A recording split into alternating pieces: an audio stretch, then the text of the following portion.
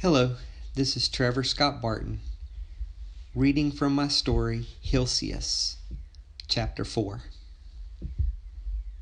"Po little fella," said the old weathered woman with skin as dark and wrinkled as the bark, and arms as thin and knobby as the farthest reaches of the branches of the island's ancient oak trees.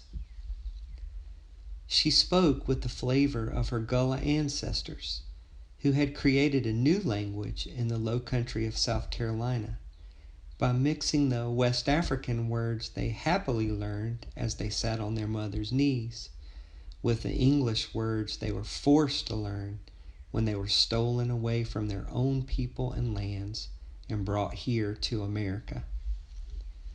She lived in a holey floored, crack-walled, duct-taped windowed, shotgun-style shack on John's Island, left over from the days of slavery and Jim Crow.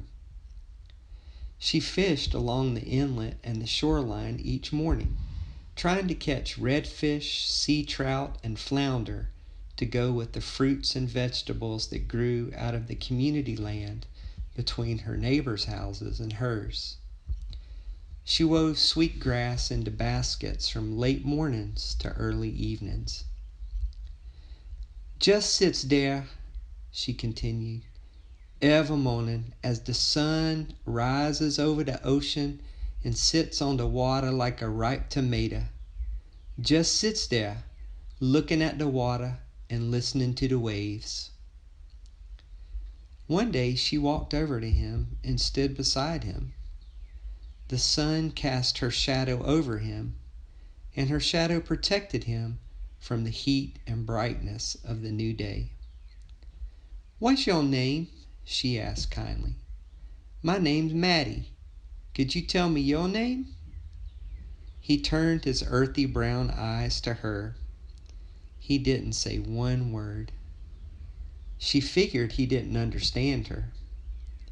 His mommy and abuela were migrant workers, picking peaches and tomatoes in the low country summers until it was time to move on down the coast of Georgia and Florida with the southern falls and winters.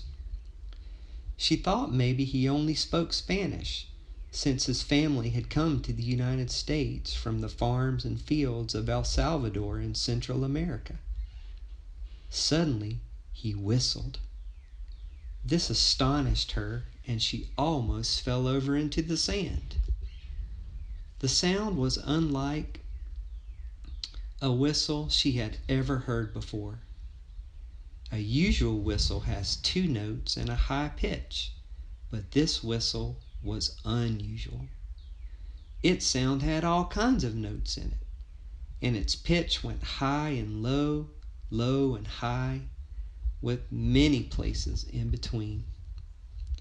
It was as if the great composers had written his whistle at the height of their compositional powers.